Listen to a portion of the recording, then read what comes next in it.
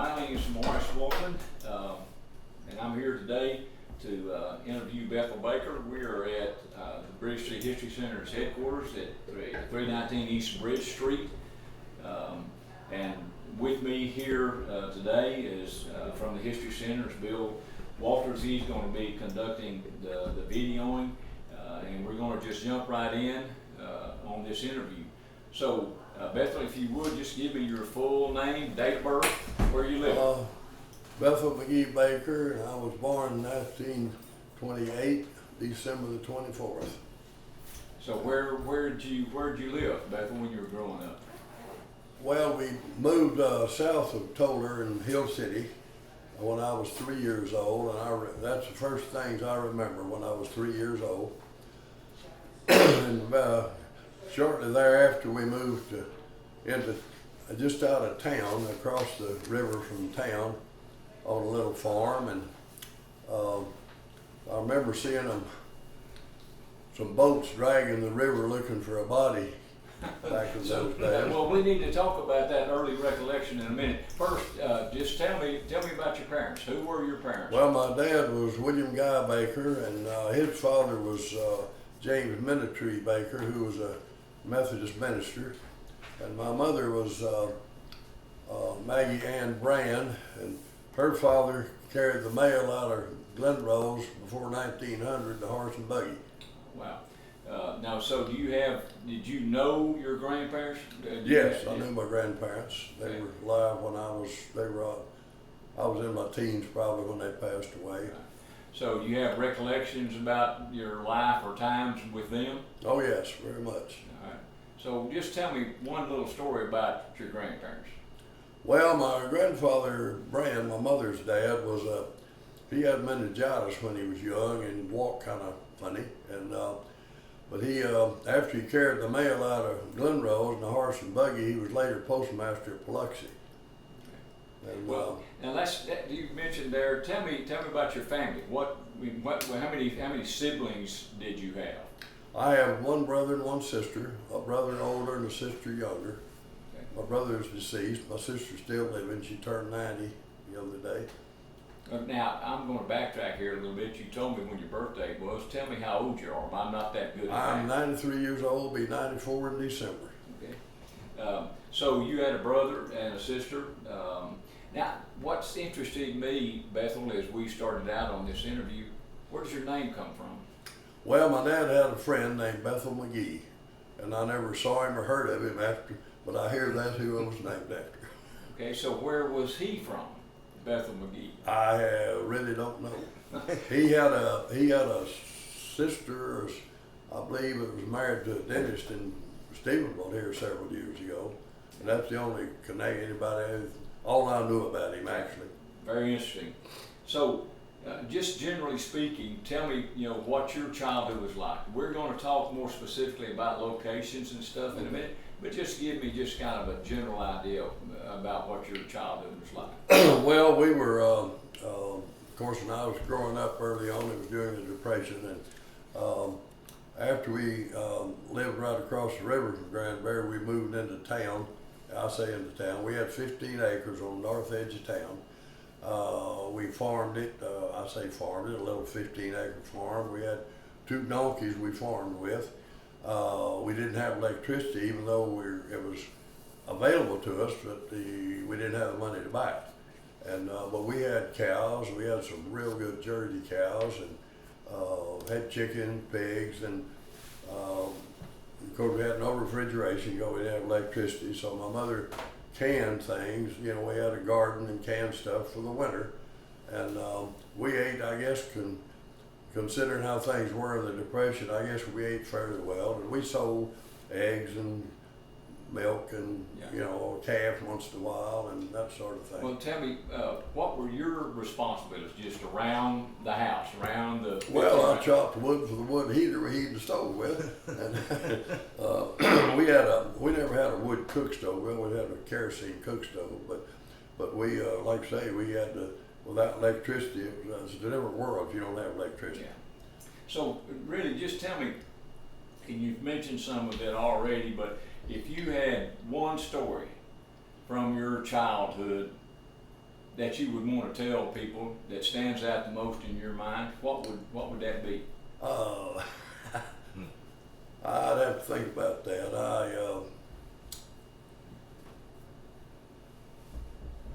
I don't really know what I. Okay, that's all right. You know, you have already mentioned a bunch of those. I've got several stories, but I don't know which one necessarily stand out. Well, let's talk a little bit about you when you as you were growing up. What about your friendships? Who were your friends? There people that you've maintained friendships with or contacts with. Who'd you grow up with? Well, in Granbury, everybody knew everybody, and of course, I had my friends that I ran around with, and of course, I walked to school and walked everywhere. Really, we didn't. We had a Model A Ford that was running part of the time, and back then, if you registered your car the first day, everybody did, and if you didn't have the money to register it, 6 months later, you could register for half price for the rest of the year. Well, just tell me more about what y'all did when you with your friends. I mean, when y'all were growing up. Well, in the summertime, we used to walk to Tharp Springs. There was a good swimming hole over there in the creek over there. Of course, people swam in the river some, and I had some friends lived right on the bank of the river here in town, and I've seen the Brazos River higher than the lake is now when they had a big rain up from us. And in '38, Possum Kingdom filled up, and it was running over the spillway first thing they knew, and a lot sooner than they had predicted it to be full. And these boys I knew that lived on the edge of the river, they'd swim out and all that rushing stuff and get a boat once in a while. There'd be boats break loose and come down. That's pretty brave or pretty stupid one, wasn't it? Now let me ask you this: what's just in the times that you grew up in, and you grew up here in Granbury? Is that correct? That's the question. Is that right? Okay. So what was your educational opportunities like back in those days? Well, he had just a pretty plain school. Like I say, plain. We had one brick building, and all the everything was in it. Okay, so now you say everything was in it. From elementary through high school. Okay, so I mean it was from the start to the end. We're in. Yes, at that time building. Now, and when I was in the second grade, they had built a new elementary school, and the building's still standing. I think it's an administration building now. So that administration building that is existing today is where used to be the elementary school, okay. and they built it, and I went there in the second grade. That was okay. And so, did you continue there? Was that the rest of your schooling in that building? Oh, well, through elementary school, but we moved to Stevenville when I was 14. So we left here when I was 14 years old, and in '43, while World War II was still going on. So, did you graduate then in Stevenville? Stevenville High School, yes.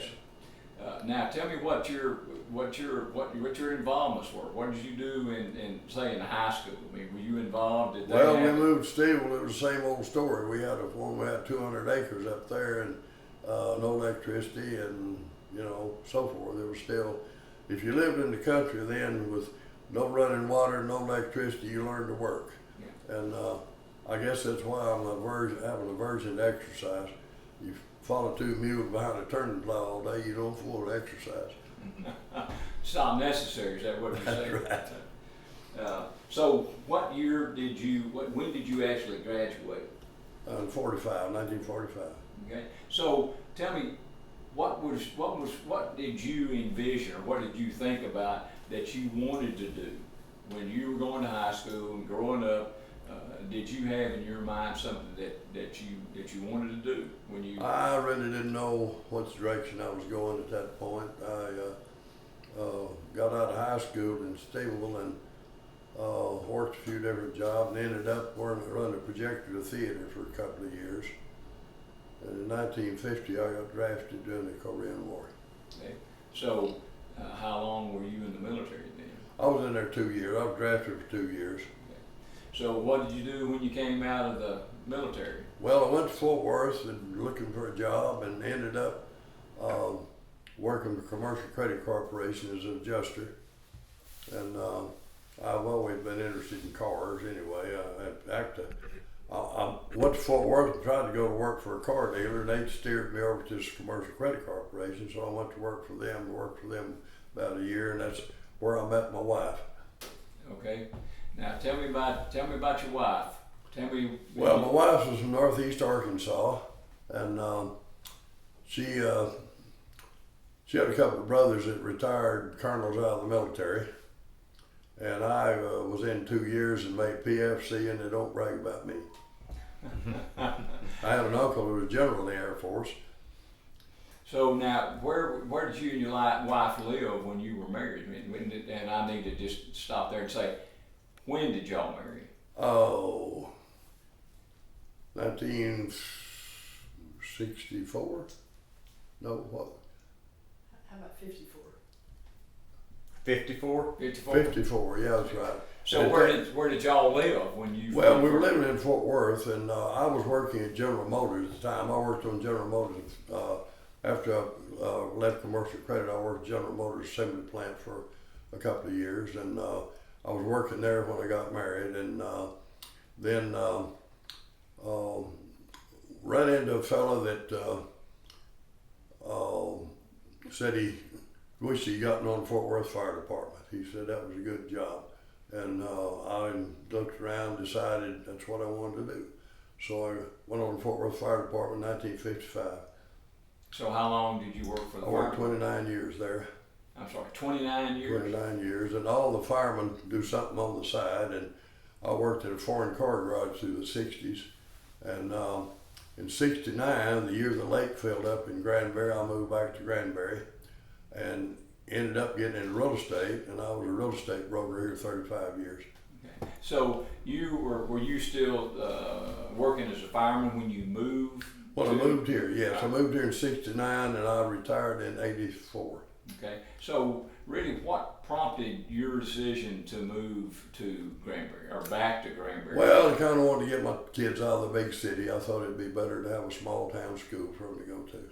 Okay. So let's talk about your family, your kids. Tell me about them. I have 2 daughters and a son, and my oldest daughter lives in Kansas, and she and her husband work for the Turnpike up there, and both retired from up there.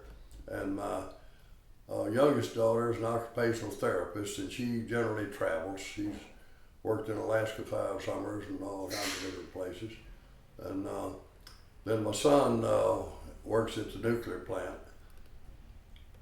Okay, so you've been able to maintain your relationship with them over the years. All my family, they get along great. That's good. So now tell me, and you mentioned this, but I want to kind of get it clear in my mind. Now, how did you meet your wife? Well, she was working at Commercial Credit Corporation when I went there.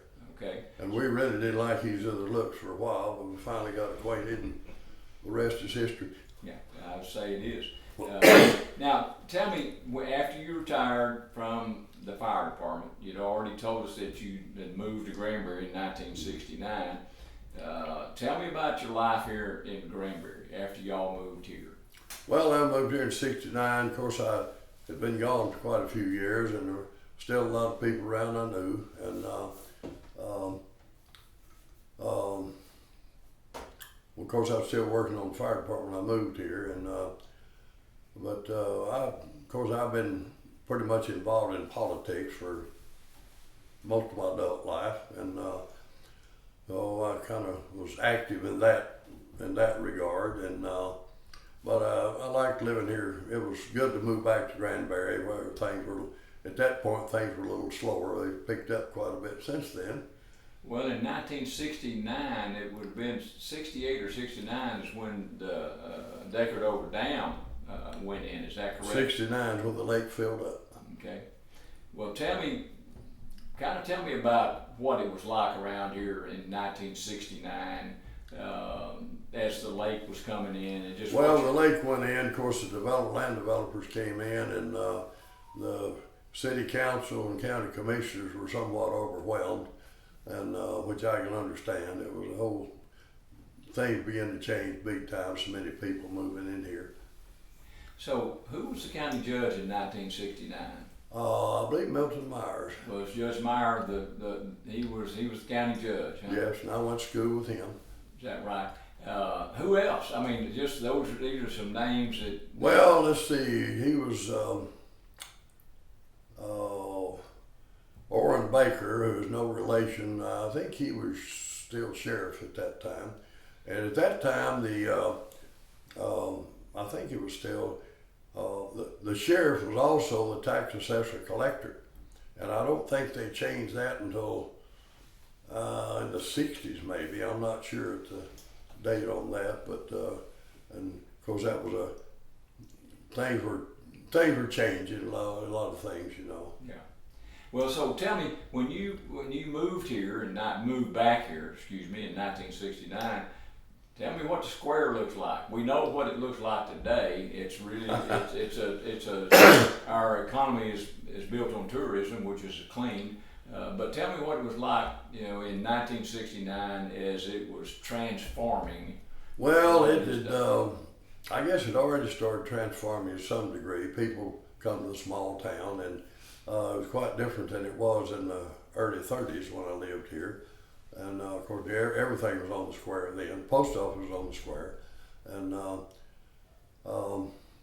and the courthouse, the tower was white. It's always been white, as far as I know, until they decided to turn it gray here a few years ago. And like I say, we walked most places around town, but everything was downtown. I mean, you know, there's all the businesses. Well, you know, just tell me what the square. I mean, I've heard people talk about the square being boarded up, you know, prior to the time that the lake went in. I think when '69, I believe there were some of the buildings downtown were still vacant. And a lot of these small towns you go to, you see buildings closed up and so forth. And I think they were beginning of things happen down there. In fact, I sold one of the buildings on the square while I was in real estate, and also sold the Langdon house. And I had a few agents working for me, and you know, we didn't have a big operation, but it was all right. So after you retired from the fire department, did you then just go into your real estate business? I worked on, spent more time on it and so forth, and for the rest of the time I was here pretty much. And when I first moved to Granbury in '69, it was hard to find a place to rent, and I moved into the old Duncan house, the old rock house down by the bypass, and lived there for a couple of years before I bought a house. At that time, my mother was living right across the street from it. So compare what it was like on the square in 1969 to when you were growing up here. Was it basically the same? Well, it was changed some. It was nothing like it is now, but I'm trying to think. We used to have grocery stores on the square, and I'm not sure. Bruce Price had a grocery store here when we lived here in the '30s, and he was county clerk when I moved back here, I believe. And I was trying to think. I think they had built the bypass when I moved back here in '69. I'm not sure what year they built that, but there began to be some businesses out on the bypass. And I know we had a grocery store down on Morgan Street, and there might not have been a grocery store on the square when I moved back in '69. Okay.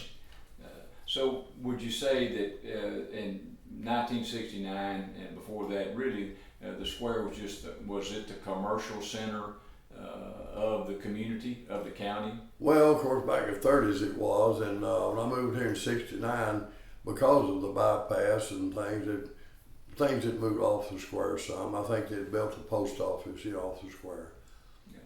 So it had begun to transform then, even in 1969 when you got. '69 it was beginning to change. Of course, they knew the lake was coming in, and I guess some of the real estate developers had already come in and started planning what they were doing and so forth.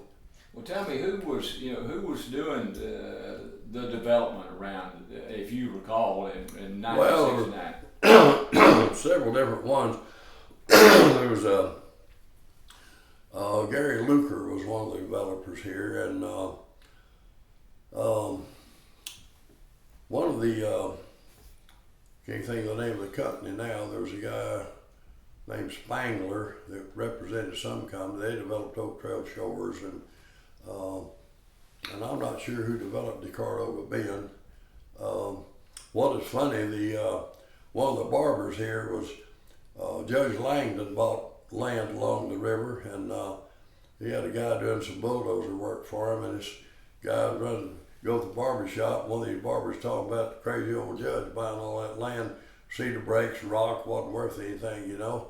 And then when he found out the lake was coming in, the guy said, that crooked old judge, he knew there was a lake in it.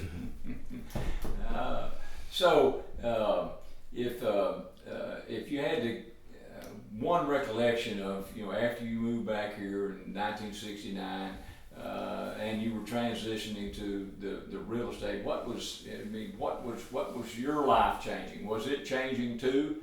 Well, my kids were still growing up. They were in school, and my youngest daughter played basketball, and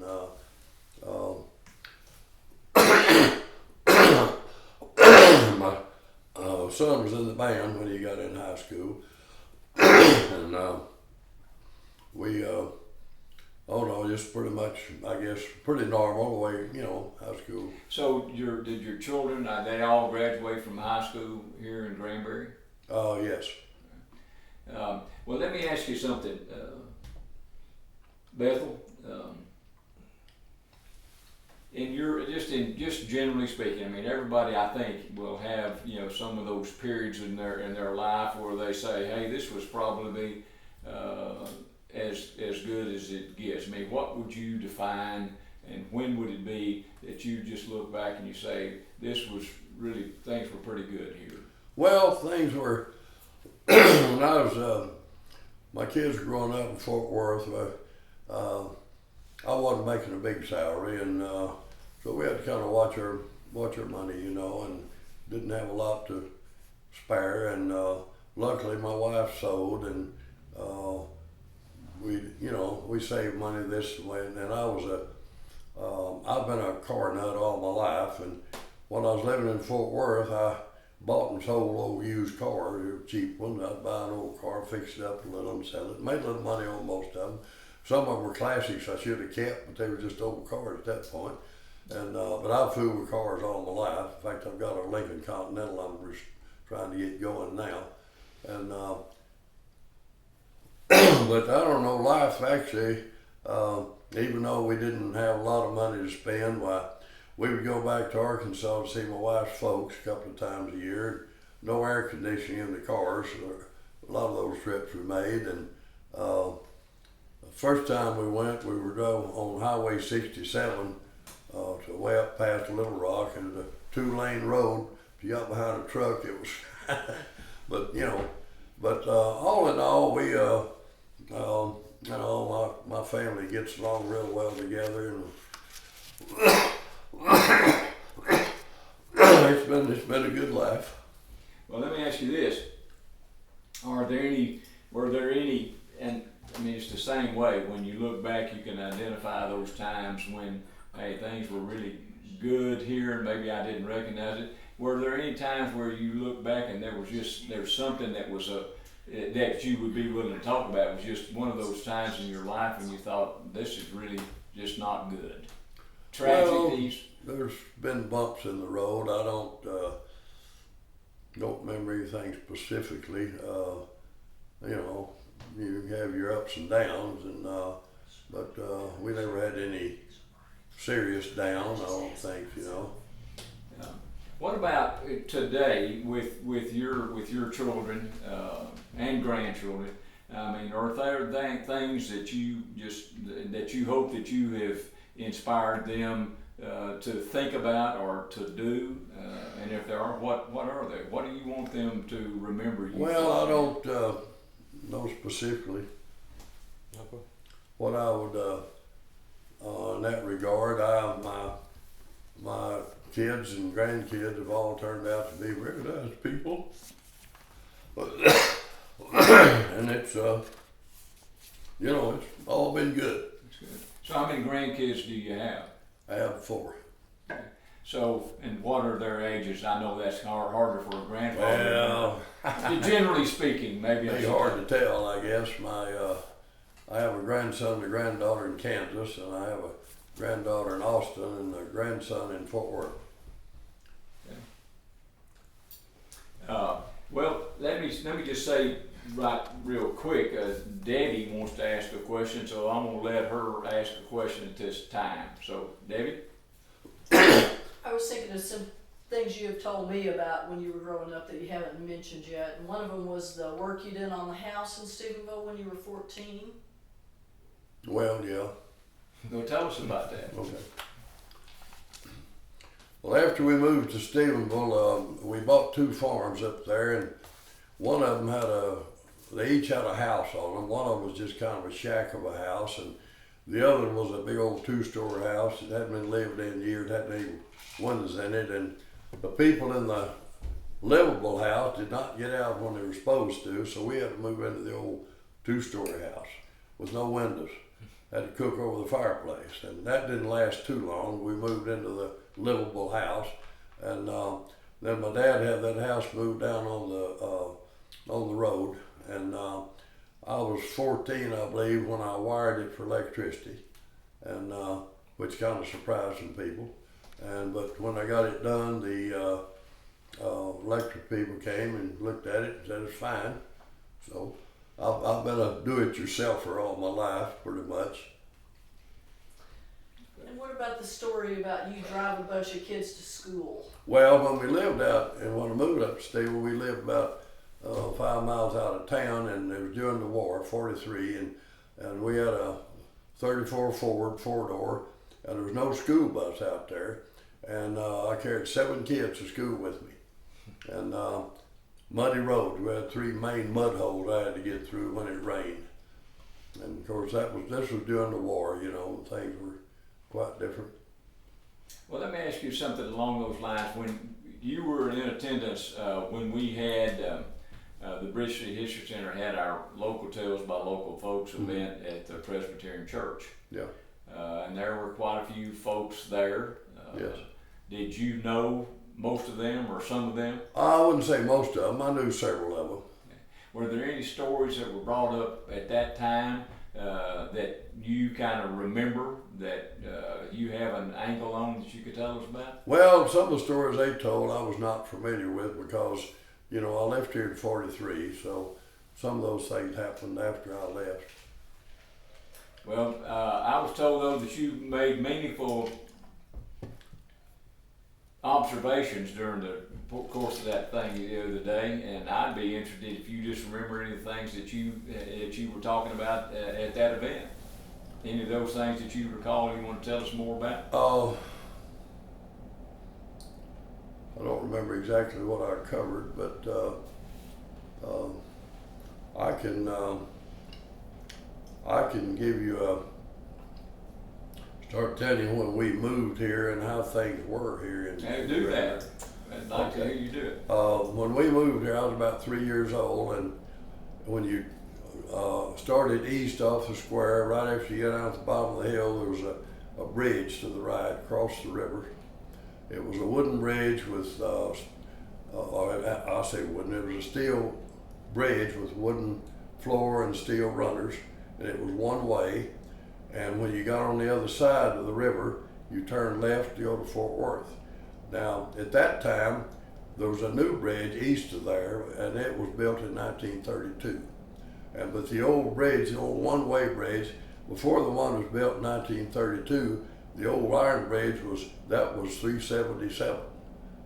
And at about the time they built the bridge in 32, they also rerouted the road to Fort Worth.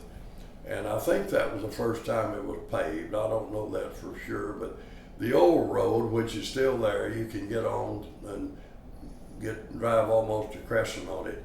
And there was still a country store or two on that when I was a kid, because you know, that was the Fort Worth Highway until they rerouted it. So what were it's talking about streets and bridges, so what were the streets like around Granbury back? Well, they were all gravel. Actually the courthouse square was gravel. The only paved road in the county was 377. And the square, besides being gravelled, had a horse trough on the corner. And on Saturday afternoon, people came to town with team and wagons, some of them. They didn't all have cars. And where the antique store, or the wagon yard is, was a wagon yard. That's where they put their horses up till they got ready to go home. And on Saturday afternoon, especially in decent weather, the square was pretty much people to people. Everybody came to town on Saturday afternoon. I used to get in the theater on for matinee for a nickel. So where was the theater now? Tell me about It was on the south side of the square, and on the west side of the square was the post office.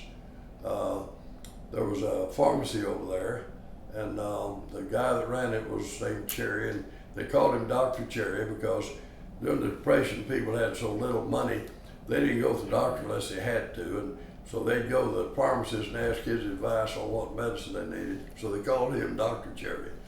And we did have two doctors here, Dr. Lancaster and Dr. Dabney, and no hospital. And I suppose, I don't remember, but I suppose if anybody had to go to the hospital, they took them to Fort Worth in the car. Yeah. The doctors made house calls. Now, did you do you remember going to see the doctor here? The doctor? I went to see Dr. Dr. Dabney came to our house a few times, yes. Well, what else did you want to tell us about those years when you were, before you moved to Stevenville, when y'all moved here? Like I say, the square, you know, everything was on the square. There was actually two funeral parlors on the square. And Laxton and Estes. Estes was on the south side of the square. And the other one was on the northeast corner of the square. And I believe it was a Masonic Lodge above his business. And just off the square on the northeast corner was a blacksmith shop.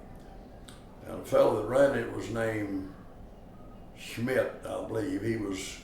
His wife was, I think she had some royal connection.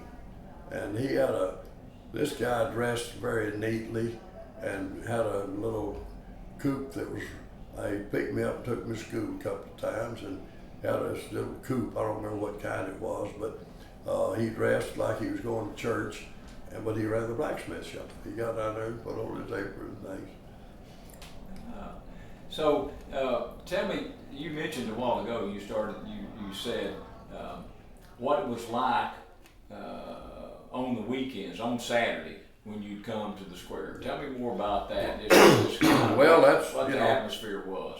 That's, everybody, some of the people try to park on the west side of the square next to the curb. They could sit in their car and visit with everybody that came by. Of course, nearly everybody knew everybody. You saw somebody you didn't know, you said, who's that, you know?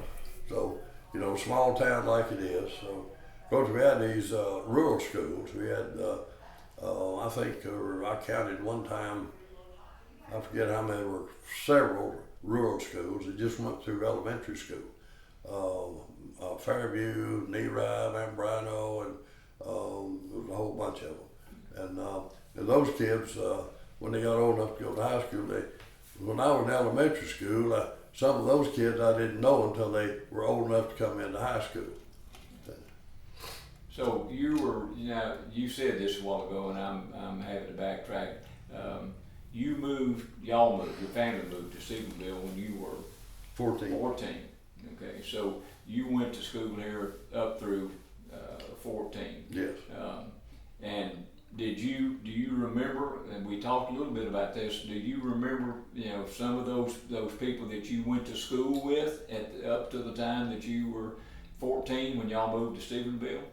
What do you mean the ones I... Well, I mean, did you make some friends at that time of people that you still recall or that you know, or is that just something that's past? You mean here in Granbury? And here in Granbury. Well, I kind of was still in contact with some of them after, especially after I got old enough to drive. I'd come down here sometime. And, What about Billy Jones? Where'd you meet Billy Jones? well, he was in Stevenville. I met a fellow in Stevenville named Billy Jones that I was friends with for a long time. And of course, some of the people in Granbury I was in contact with some off and on. And of course, in later life, I had a good friend here named Marion Gaston that ran his folks had a newspaper here. And after we were grown, I came back to some class reunions and, made contact with some of the people I'd known. And let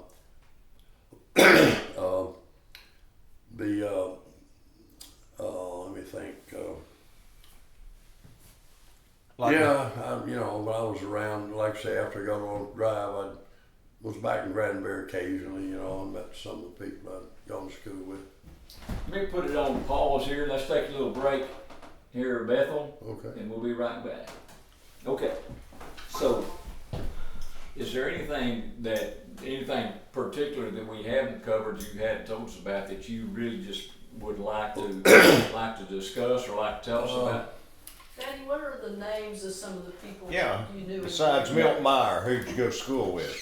Since the tail's off, let me tell y'all a little story. Oh, okay. Milt Is Myers. this one we want to record? No. Oh, okay. Milt Myers had a double cousin named Max Myers. And Max Myers, this school was bad about bullying. Man, I got knocked around, you wouldn't believe. And Max picked me up on my hair. But Milton wouldn't get his hands dirty. He made fun of me. Hey, pretty boy. Well, when I moved back here, I got my revenge. He was county judge, and I'm a Republican, and have been in politics I run around the sheriff up there. And Milton was county judge, and I think all the local offices were held by Democrats. And my daughter's doesn't like this, but anyway. I'm not a Republican. Okay. Anyway,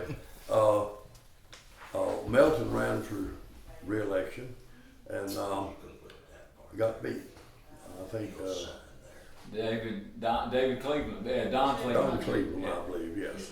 Well, the kicker was I was in real estate, and Milton was the one that started one of the banks down here, or he was one of them. Community bank. And I had leased a building for them that they had repossessed, and I got my commission each month. They had to write me a check for my commission when he paid his rent. And the guy I was dealing with, when Milton got voted out of office, he took this guy's place. So Milton had to write me a check every time I went in there. And I was in the barber shop one time, and there was Max. And I thought, I better not. Well, that is, Bethel, those are, hey, we're, And let me tell you another little well, story. that's how I'll just say. Do we need to be taping this? Yeah, those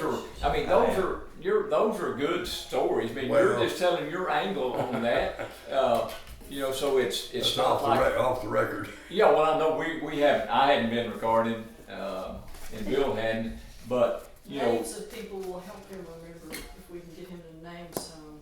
Yeah. What now? Name some more people that you knew in Granbury before you moved to Stevenville. Well, I can do that. Let me tell you another story before we get back on the record. I saw the McAtee on there.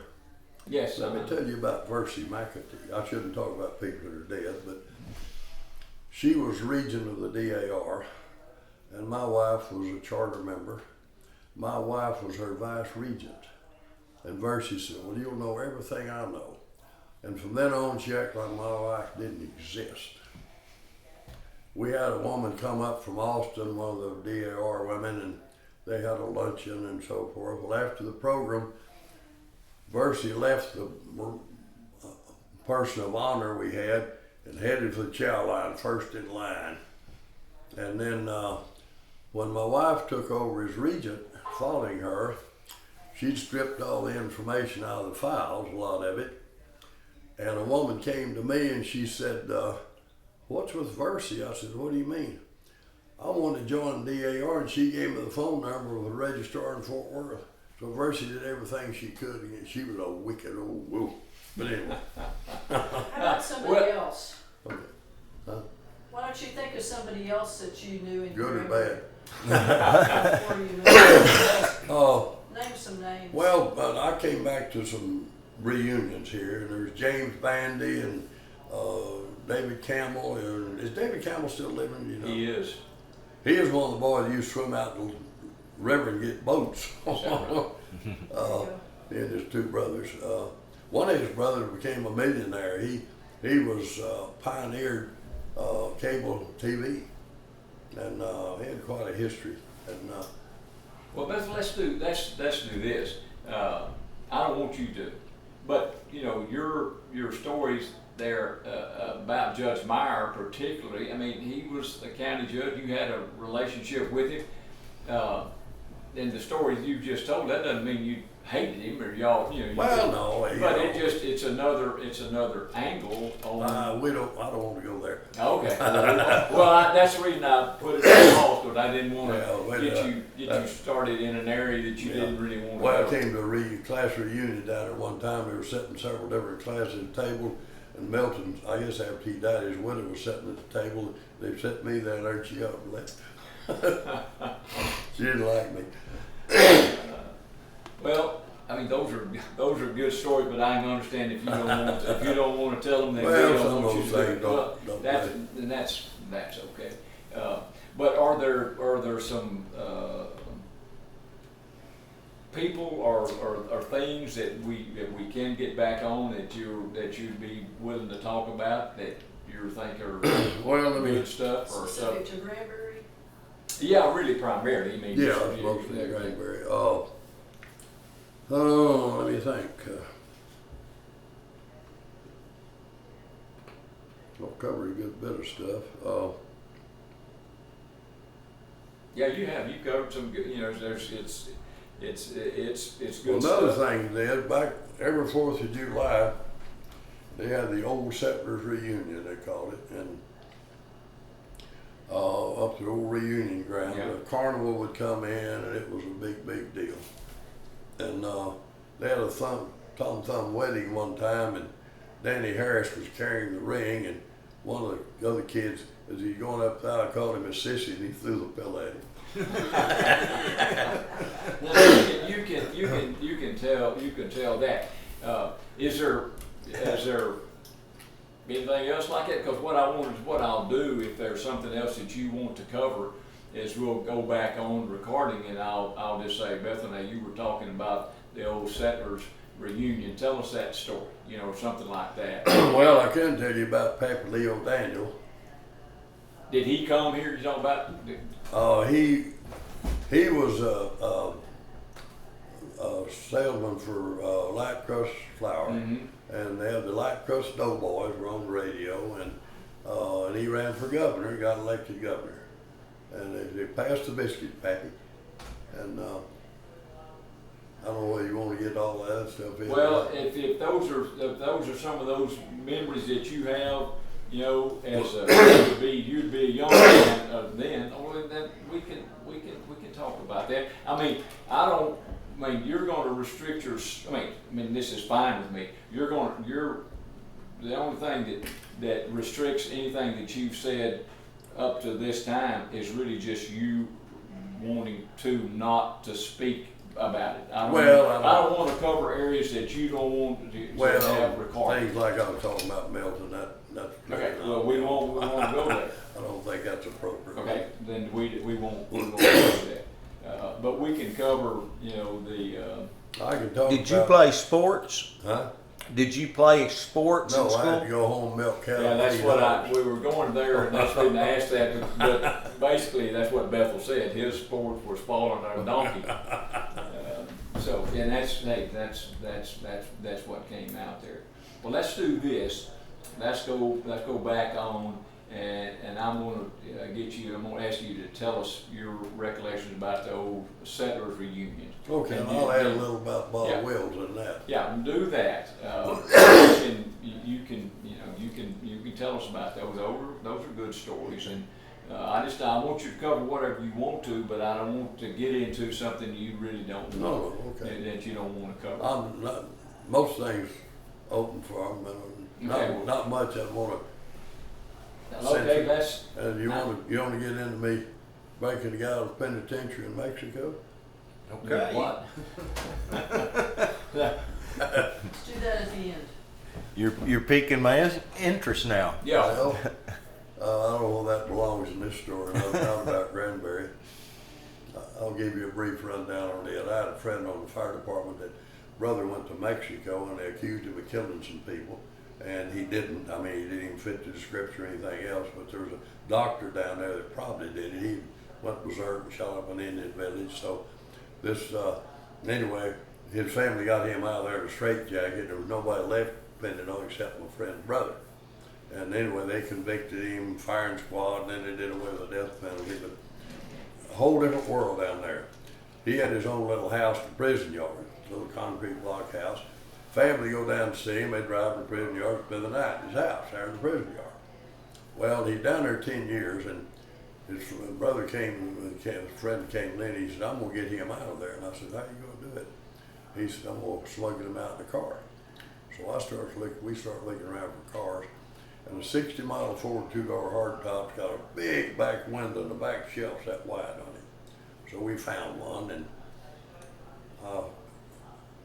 adjusted it or altered it, and you open the trunk, you look in the back of the seat.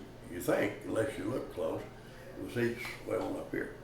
And anyway, we fixed a compartment in there, and I could lay in it and change position of my legs, and lined it with foam rubber, took the speaker out and left the grill so we'd get air back there.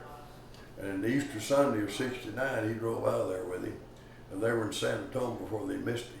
And they shut the border down from Brownsville to San Diego. But You have to tell that one. So let's no, do this. that doesn't belong in this Oh. stuff. But, Okay. That's, anyway, a film company from Mexico came up last year and did a film interview with me and my daughter about it. They're doing a documentary on the thing some way. So I'm notorious. you're a celebrity then. Well, let's do this. Okay, we'll talk about the old settlers reunion, Okay. and you can just that leads you wherever you want to go, Okay. and then we'll start with that. Okay. Now, Bethel, you and I were talking just this minute before we came back on, and you were talking about the old settlers reunion around here, and you shared some things with me about that. So let's just talk about that. Well, one of the highlights, I guess, for us country people, didn't have much entertainment. We didn't even have a radio where I lived, my house, but they had the old settlers reunion, and I guess there were some old Civil War veterans showed up there. It was held at reunion grounds, and they had a carnival come in, and of course that was a big deal for us kids, you know. And there was there's a group on the radio called the Light Crust Doughboys, and W. Leo Daniel was the salesman for Light Crust Flour, and they showed up one time when he was running for governor, and they used to open their program and say, the Light Crust Doughboys are on the air. And some years later, Bob Wills came along, and Bob Wills played with the Light Crust Doughboys for a while, and he and W. Leo Daniel had a falling out about something, so he started his band, and he copied the tune but changed the words. Texas Playboys are on the air instead of the Light Crust Doughboys. And So did W. Leo Daniels, did he come to the old settlers reunion? Or when he was running for governor, he came there campaigning. And they'd say, pass the biscuits packet. And but he became governor, was pretty popular, I think, at that time. And he proposed a old folks pension of some kind. I don't remember the details on it, or even if it got off the ground, but he was promising the old folks a pension, and he got elected governor, and I guess did pretty well with it. Well, you were telling a story off when we were off, or we paused, about some friend of yours or somebody at a wedding ceremony. you were talking Well, about? they had, up during the old settlers reunion, they had a tabernacle up there, and they had different programs going on, and they had a Tom Thumb wedding, and Danny Harris was pretty young, I don't know, maybe 6 or 7 years old, and he was carrying the ring on a pillow, and one of his little buddies made some remark at him, and he threw the pillow at him instead of carrying the ring up. Well, now you'll have to tell me too what a Tom Thumb wedding is. I'm not real sure. I don't remember the details of it, but that wasn't something I was particularly interested in, I don't think, at that point. But they had people singing up there and different things going on. So yeah, they had several things going on. And back in those days, we had what they called singing conventions. And on a Sunday, especially during good weather, they would people get together at church and sing. Sometimes they'd have singing, all day singing, dinner on the grounds, and they just sing gospel songs. And back in, when I was growing up here and they had the singing convention, there were two families, the Wood Owens family and the Yorks from Crescent, and they were well known for their good gospel singing, the families were. And in fact, Mr. York wrote some gospel songs, I think. And that's interesting. What about that you were talking about? What about the singings in this community? Did they have, when you were here as a kid, did they have those singings at the churches? Yeah, they would have. After church, they'd have the afternoons. They'd have singing, just singing gospel songs most of the afternoon. And of course, some of the country churches back in the horse and buggy days, my father told me a story about when he was a kid. His dad was a Methodist minister, and sometimes the preacher just came once or twice a month to some of these places, and I think my grandfather did some of that. But he said these people come with their wagon and team, come to church and bring their lunch, and after lunch they would have singing. And of course the kids were out playing and romping around, and I guess teenagers have always been mischievous.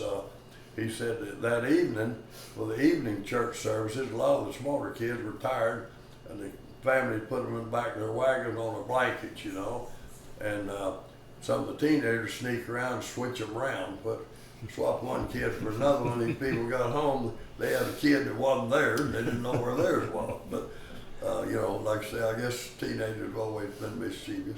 I think that's probably right.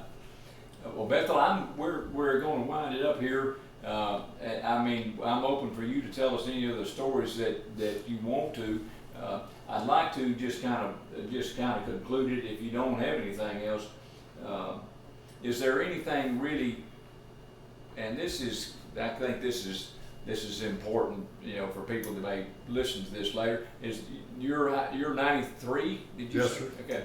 Now that's a good long life. Are there any general observations or life lessons that you've learned over those years, or things that you just like to share? Just a thought, or just something with the younger generation about the things that you observed? Well, at my age, I realized how good things were when I was younger. When we're young, we know we're going to die sometime, but it doesn't really, the realization doesn't hit you to more so until you get up close to my age. You begin to really, have a different feeling for it, I guess you might say.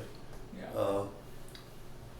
The one thing I might observe here that I hadn't talked about, David Crockett's grandson ran a newspaper here, and I remember him. He had a long beard. He ran a newspaper, and I remember seeing him, and went to school with one of his grandchildren, Hendricks, who lived here. He retired, I think, from the military and lived here a while, and that's pretty much covers about all I can think of. Covered everything you want to talk about today. Well, we'll talk after this, and if we need to come back and cover some other stories, well, we'll do that. Well, I've been told I had a pretty good memory for my age. I would say you have an excellent memory, period, not just for your age. I've been blessed. That's great. Well, Bethel, we appreciate you talking with us, and we'll look forward to seeing this video and maybe having you back. Okay. All right, thank I'll you. do that. Bethel, did you know my dad? Yes. Okay. Oh, yeah, I knew you folks. And in fact, I knew the fella up in Stevenville your mother married after your dad passed away. Right. He was a good friend. Yeah. I just, whenever I was thinking of the age, he was born in 26, so, Was he? so y'all, he potentially went to school Oh, together. they had an appliance store here, didn't he? Did you No, What's Western your dad? Auto. Huh? Western Auto. What's, okay, yeah. Yeah, Max and No. Warner Wiggs owned White I've Auto. never, Okay. I've never heard of that. Your dad had a store on the square, wasn't Yes. he? Yeah, okay. West Side of the Square. Mm-hmm.